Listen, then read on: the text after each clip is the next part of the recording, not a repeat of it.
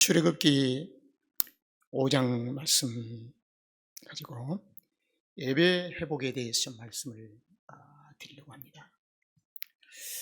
이 회복이라는 이 단어는 원래대로 돌아간다는 것입니다.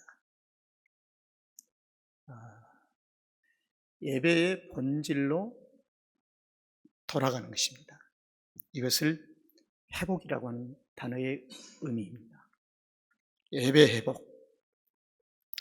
이 회복은 한순간에 회복되어진 것이 아니고 굉장히 서서히 그리고 많은 노력 끝에 모든 것이 종합적으로 진행되는 과정 속에서 어느 날 완성이 되는 것입니다. 야곱은 무너져버린 예배를 회복하는 데 20년이 걸렸습니다.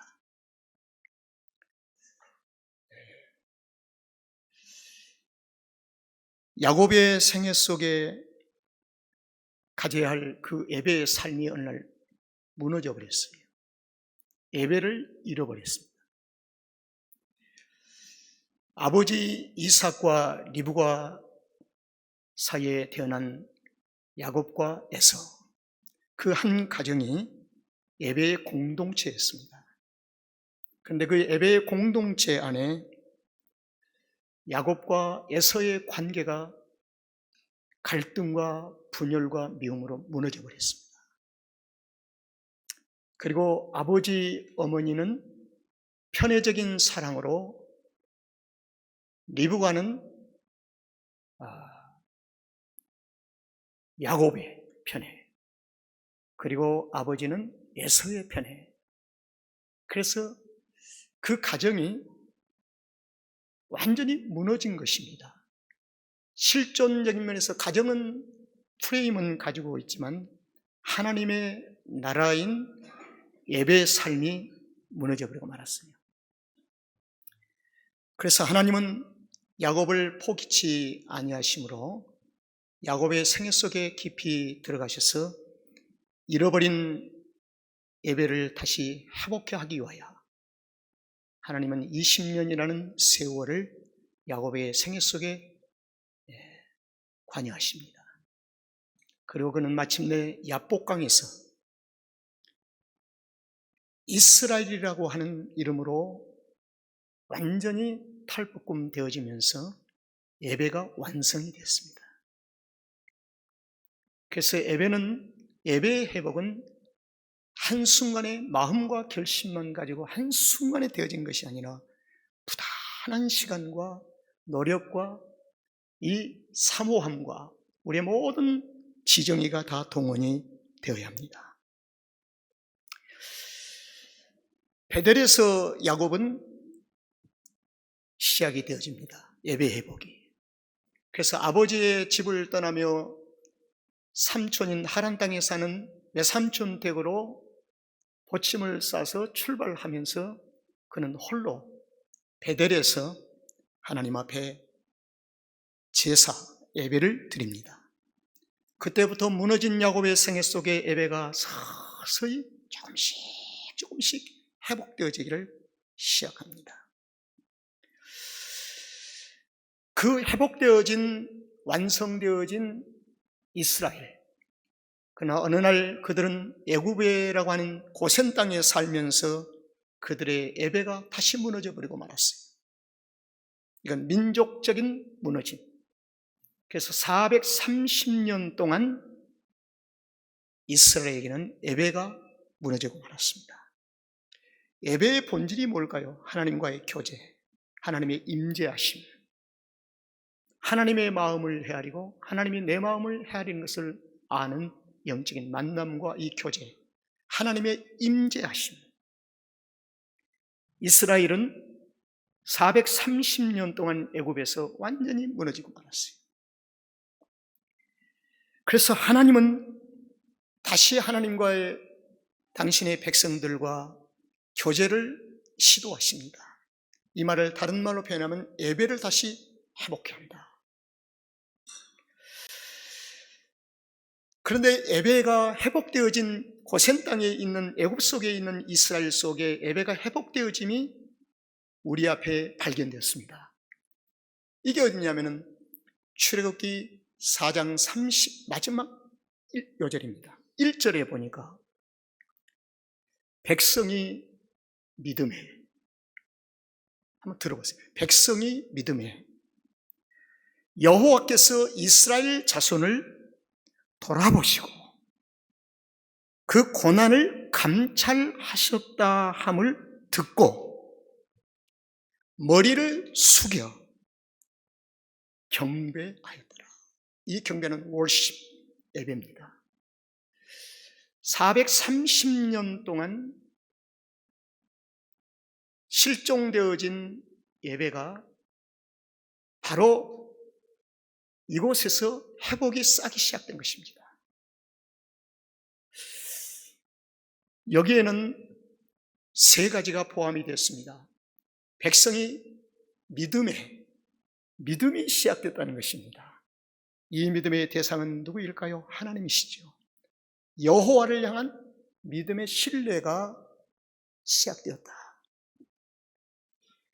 그리고 여호와께서 이스라엘 자손을 돌아보시고 그 고난을 감찰하셨담을 듣고 하나님께서 우리를 버리지 아니하시고 우리를 그동안 돌아보았구나. 은혜를 깨달았다는 것입니다. 하나님의 은혜. 여러분, 예배 회복의 가장 중요한 두 가지 요소가 있는 게 뭘까요? 믿음, 은혜입니다. 믿음과 은혜가 없이는 진정한 예배가 될 수가 없습니다. 지금 애굽 땅에 있는 이스라엘 백성들이 430년 동안 실종되어진 무너져버린 그 예배가 다시 싹이 난 거예요. 믿음. 그리고 그들은 행동으로 머리를 숙여서 경배했다는 것입니다. 머리 숙여 경배하는 대상은 누구일까요? 하나님이시죠. 그리고 하나님 앞에 드려지는 예배의 모습이 보여지는 거예요. 저는 여기서 중요한 한 가지를 이렇게 여러분들에게 종합해서 말씀드립니다. 출애굽기 4장은 모세와 아론과 이스라엘의 만남입니다. 이 만남 속에서 마음이 하나 되어 뜻이 하나 되어 하나님과의 만남이 시도가 되어집니다. 그것이 경배로 나타나는 거예요. 예배로 나타나는 것입니다. 그래서 예수님이 하신 말씀이 예배하기 전에 형제를 용서하지 못한 것이 있고 싸움이 있고 갈등이 있으면 먼저 화해하라. 용서를 구하라. 하나님이 받으시는 진정한 예배는 무엇이냐면 마음이 하나가 되어야 됩니다. 여러분, 그래서 교회의 갈등과 분열을 방치해서는 안 됩니다. 갈등과 분열의 요소에 있는 사람을 교회가 그대로 둬서는 안 된다는 것입니다. 내가 될 수도 있고 갈등의 씨앗이 누구도 될 수가 있어요. 부지 중에 행한 나의 모습이 될 수도 있습니다. 그래서 성경은 끊임없이 성령의 감동하심과 인도하심을 따라 성령이 운행하시는 교회가 되도록 하나님의 통치권 아래 목회자의 모든 성도들이 마음을 조아려 하나님을 경배하는 성도의 공동체가 되도록 해야 하는 것입니다. 중요합니다. 왜? 예배를 하나님이 받으셔야 하기 때문입니다. 그런데 오늘 출애굽기 5장은 모세와 아론과 누구와의 만남이냐면 바로와의 만남입니다. 모세와 아론과 바로의 이 만남은 과연 이들 가운데서 예배가 회복될 수가 있을 것인가? 오늘 보니까 본문에 보니까 바로는 예배를 방해합니다. 예배를 거부합니다. 이스라엘을 놓아주지 않으려고 합니다. 바로의 영적인 인격과 영적인 속성이 오늘날 저와 여러분 가운데서 수없이 많다는 것입니다. 많아요. 여러분, 430년 동안 무너진 이스라엘 가운데 예배의 삶이 회복되기 시작했다는 것을 우리는 발견했습니다. 여러분, 구약 성경에 무너진 성전을 다시 세운다는 것은 무엇을 의미할까요? 단순히 무너진 건물을 세운다는 의미일까요? 아니면 그들 가운데 무너진 예배를 다시 세운다는 것일까요? 예배를 세운다는 것이지요. 구약에는 성전이 없이 여기저기서 아무나 예배를 할 수 없었기 때문입니다. 거기에 중심과 본질은 예배입니다. 포로에서 돌아온 하나님의 백성들을 향하여 하나님은 성전을 재건하도록 하십니다. 이것은 예배를 재건하도록, 예배를 회복하도록 하는 것입니다. 신약 성경에 요한복음 4장의 말씀을 보면은 예수님과 사마리아 땅에 있는 수가성 우물가에서 한 여인을 만났습니다. 이 여인은 이미 약 700년 전에 분열되어진 북왕조의 이스라엘을 상징합니다. 북왕조의 이스라엘은 700년 동안 지금까지 오면서 사마리아 땅에는 예배가 형식적으로 있었느냐 없느냐 있었습니다. 여로보암이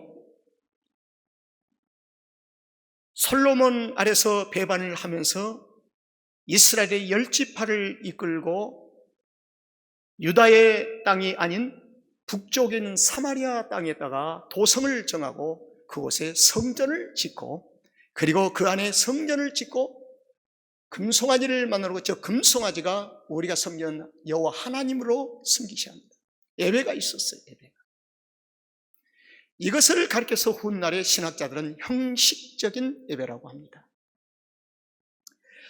저와 여러분의 생애 속에는, 신앙 여정 속에는 형식적인 것이 너무 많이 들어와 있습니다. 많이 오염되어 있습니다. 그래서 하나님이 기뻐하시고 주님이 원하신 성경적인 예배에 많이 실패를 하고 있기 때문에 예배를 드려도 문이 열리지를 않는 거예요. 예배는 하늘문이 열리는 은혜입니다. 하늘문이 열린다는 이 말은 하나님과 교통이 이루어진다는 것입니다. 하나님과의 교제가 이루어진, 천군 천사가 오르락 내려가며 성령의 하나님의 역사하시니 내 안에 임재하시면서 하나님과 천국의 보화가 내 안에, 내 보화로 하나님의 나라가 임하게 되는 것입니다. 그래서 이 예배, 그런데 형식적인 예배는 하나님과의 관계가 열리지 않기 때문에 문이 닫혀버리고 말아요. 그래서 성도들은 어떤 율법적인 의미가 아니라 주일날 우리가 성도들이 모여서 함께 공동체에서 예배를 드리는 그 신령한 곳에 예배를 드리기 위해서 마음의 준비를 한 것입니다. 하나님이 받으실 만한 예배를 드리도록, 하나님이 기뻐하시는 예배가 되도록. 그 예수님께서 한 여인에게 너희가 지금 드리는 형식적인 예배가 아니라 너희가 곧 예배할 때가 있으니라. 그 예배를 말씀하시면서 그 예배는 반드시 있어야 할 것이다. 신령과 진정으로 예배를 드려야 한다.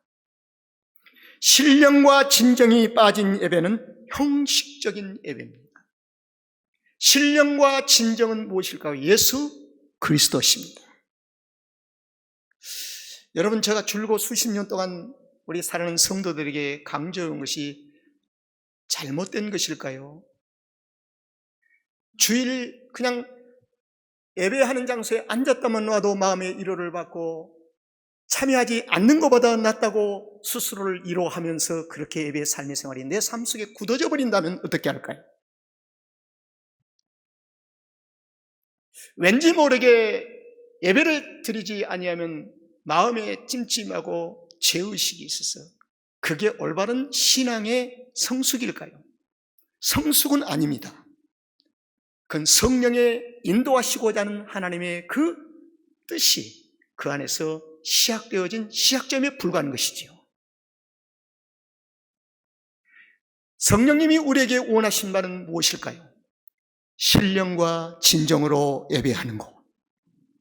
신령과 진정으로 예배하는 것.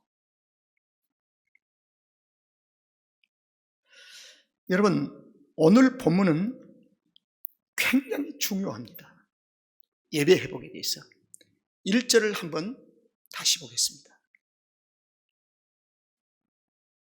다 같이 한번 읽어보실까요? 시작.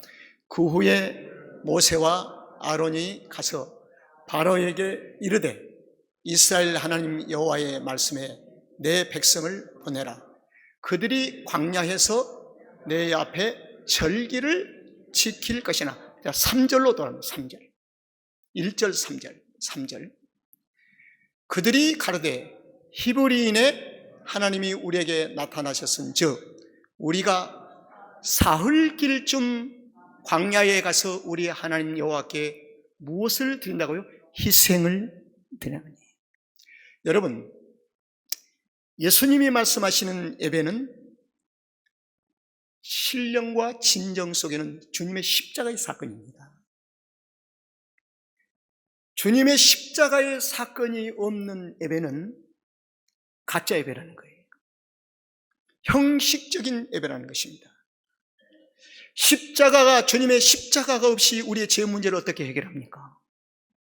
우리의 수고하고 무거운 짐의 문제를 어떻게 해결합니까? 십자가만이 우리의 죄의 문제를 해결할 수 있고 우리의 수고하고 무거운 짐을 해결할 수가 있습니다. 그렇기 때문에 신령과 진정이 드려지는 예배. 신령과 진정은 예수 그리스도의 십자가, 그러면 희생이잖아요. 주님의 십자가. 희생을 드리려 하오니 가기를 허락하십시오. 여호와께서 온역이나 칼로 우리를 치실까 두려워합니다. 이 사역을 하지 아니하면 하나님은 모세, 아론 나를 온역으로 칼로 칠까 두렵습니다. 생명을 담보로 내놓은 것입니다. 예배는 생명입니다. 성도의 진정한 생명은 예배에 있습니다. 예배는 예수 그리스도십니다. 예수 그리스도가 누구십니까? 우리의 죄의 문제를 해결하신 분이십니다. 바로 예배. 자, 바로는 이스라엘 백성들의 예배 회복에 절대로 협력하거나 동조하지 않습니다. 성경 본문 우리가 보나마나에 못 나가게 합니다. 못 가게 합니다. 붙잡아 버려요. 저와 여러분의 생애 속에도 얼마나 육적인 것이 때로는 스스로가 강할 때 예배의 삶을 발목을 붙잡을 때가 얼마나 많이 있습니까? 우리의 사상과 우리의 이성과 우리의 많은 것들이 잘못 사용되어지면 예배를 방해하는 요소로 사용될 수 있다는 사실입니다.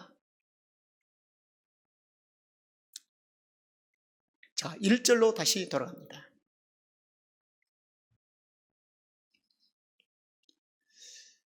모세와 아론이 바로에게 가서 이스라엘 하나님 여호와의 말씀에 내 백성을 보내라.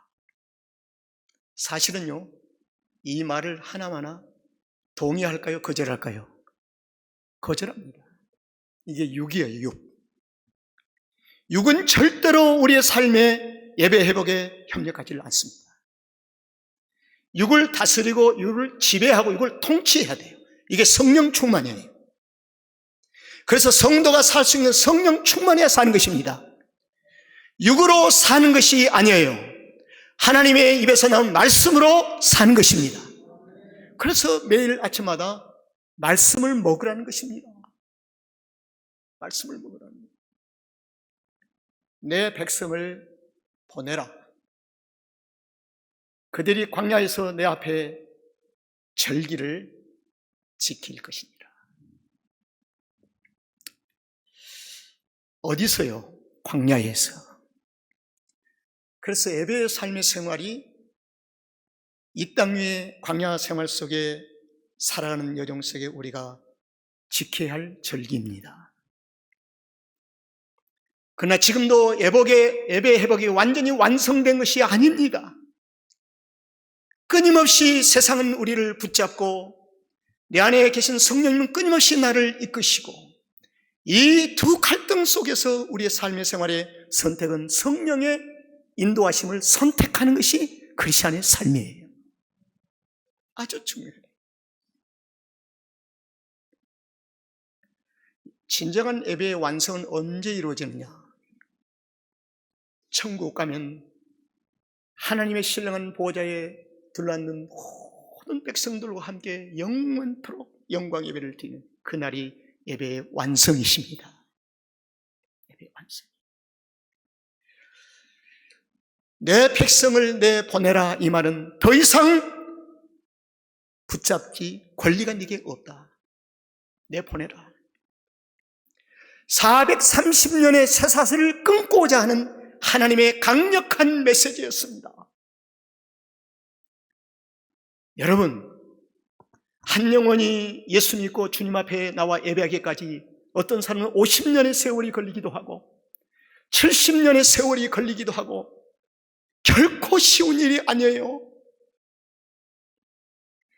저와 여러분이 이곳에 앉아있는 것이 하나님의 특별한 은혜인 줄로 믿습니다. 하나님의 도우심이 있었기에 지금 이 자리에 우리가 있게 되는 것입니다. 이것이 얼마나 큰 은혜입니까? 지금도 여전히 수십 년 동안 도전을 받아도 우리와 함께하지 못하는 세상 속한 자들이 많이 있습니다.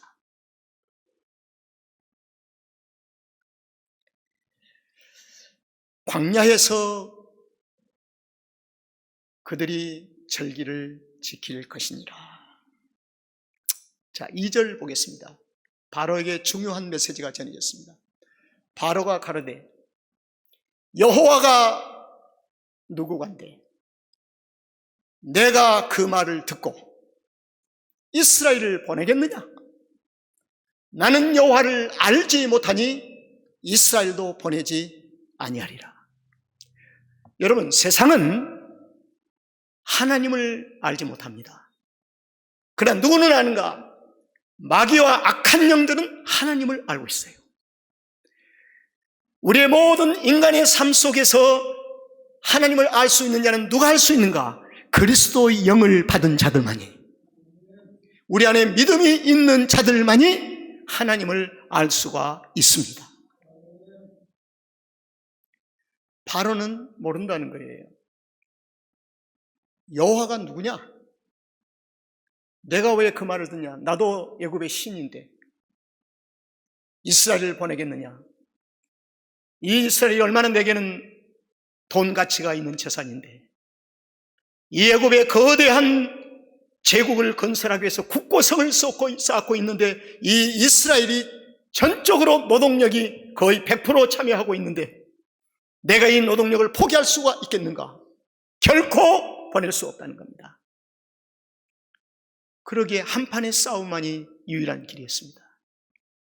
한판의 싸움.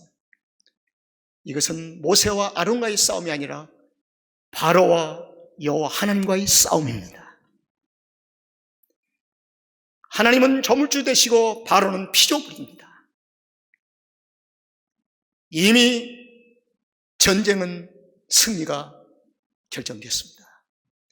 여호와의 승리인 줄로 믿습니다. 하나님의 승리예요. 성도는 여기에 지혜를 동원해야 합니다. 믿음으로 살 것인가 육체로 살 것인가 두 갈림길에 있을 때 우리는 성령께서 인도하신 대로 믿음을 선택할 때 이미 승리가 우리에게 주어진 줄로 믿습니다. 지금은 힘들고 어려워도 훗날의 승리로 우리 앞에 열매를 맺게 할 것입니다. 자, 3절을 봅니다. 더 구체적으로 이제 제안을 합니다. 모세와 아론이 그들이 가로되 히브리인의 하나님이 우리에게 나타나셨은즉 히브리인의 하나님이란 이 말씀은 바로의 네의 하나님이 아니다. 너는 하나님을 모르는 자인데 어떻게 네의 하나님이 될 수 있는가? 우리 히브리 민족의 하나님이시다. 우리가 사흘길쯤 광야에 가서 우리 하나님 여호와께 희생을 드린 이 요절 속에 예수 그리스도의 생애가 들어있습니다. 여기에 진정한 참 교회의 모습이 들어있습니다. 사흘길쯤 주님의 십자가의 사흘, 무덤에 사흘 동안 계셨던 그 주님, 어디서요? 광야에서. 광야는 성도들이 지금 살고 있는 삶의 무대를 가리킵니다. 여호와께 희생의 제사를 드리고 싶다. 이 말은 예수 그리스도의 이름으로. 그래서 성도의 만남이, 그리스도의 이름이 그 가운데 관계 속에 중보하지 아니하면 만남이 결코 복된 만남이 아닐 수 있습니다. 교회는 끊임없이 성도와 성도와의 관계, 목회자와의 성도의 관계 속에 예수 그리스도의 십자가의 주의 이름이 중간에 머물러 있도록 하는 것이 교회 목양 중에 중요한 사역입니다. 이것이 빠지고 나면 하나님의 교회를 도전하는 영적인 무리들로 집단이 군집이 되고 맙니다. 그래서 교회는 감정이나 동정으로 섬기는 것이 아니에요. 주님의 이름으로 섬기는 것입니다. 주님의 이름으로 섬기는 거예요. 그래서 목회자는 늘 안경을 끼고 영적으로 관찰을 하는 거예요. 주님의 이름이 빠져버린 인간적인 관계로 발전하고 있지는 않을까? 왜? 예배가 무너지기 때문입니다. 에서와 야곱 사이에서 빚어진 결과로 그 가정에 예배가 무너짐 같이 형제간에 서로 용서하고 서로 사랑하지 아니하고 군집을 잃어버리면 그 예배 전체가 무너져버리고 마는 거예요. 교회는 예배가 성공되도록 우리 모두 섬기는 공동체인 줄로 믿습니다. 섬기는 공동체.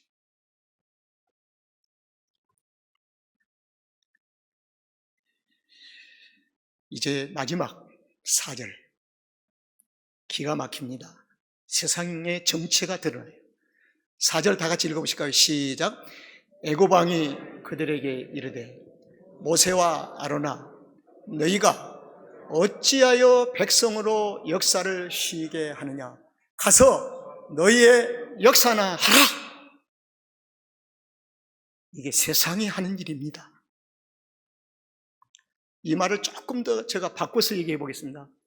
애굽 바로가 모세와 아론에게 얘기하되 니들이 무슨 권리가 있다고 내 재산을 손해가게 하는가? 히브리 백성이 우리의 지금 노예고 우리의 소유지 너의 것인가? 왜 역사를 국고성을 짓는 것을 쉬게 하는가? 이 노동력을 왜 착취하는가? 가져가려고 하는가? 너희 일이나 해라. 이게 바로의 얘기예요. 여러분, 이러한 바로를 하나님이 어떻게 다루실 것인가? 하나님은 계획이 있으십니다. 바로의 속성을 알고 성품을 알고 세상의 이 악한 세력들의 속성을 알기에 하나님은 홍해바다를 준비하시고 홍해 수장시키기 위한 계획을 세우시고 착실하게 하나님께서 일을 진행하고 계십니다. 바로가 그 사실을 알까요? 모르지요. 세상의 사람들은 미래를 모릅니다. 그러나 그리스도인들의 삶은 미래가 확실합니다. 하나님의 보호하심이 있는 줄로 믿습니다. 하나님의 인도하심이 있어요. 그래서 세상 것에 우리가 현혹이 되어서는 안 된다는 것입니다. 하나님의 백성은, 하나님께서 하신 말씀이 이 백성은 내 백성이라. 그리고 하나님이 이들을 끌어가셔서 광야에 있는 호렙산까지 끌어가시기로 계획을 세우시고 하나님은 오차 없이 정확하게 계획을 실행하고 계십니다. 바로는 발버둥을 칩니다. 이스라엘 백성들의 호렙산 앞에서 하나님께서 여호와께서 강림하시고 법궤 속에 하나님의 임재에 계시며 구름기둥 불기둥으로 피어오르시며 이것은 여호와께서 함께 임재하신다. 신령과 진정이 있는 호렙산 앞에서 그들이 하나님 앞에 예배를 회복하기 위한 하나님의 거룩한 목적을 가지시고 오늘 이스라엘 백성들을 구원하시고자 하는 하나님의 귀한 계획이 있습니다. 여러분, 저와 여러분의 예배에 삶에는 이상이 없는가요? 혹시 형식이 나의 삶의 예배를 이끌어가고 있지는 않는가요? 하늘문이 열리는 성도가 되기 위해서 신령과 진정 있는 예배로 우리가 회복이 돼야 할 줄로 믿습니다.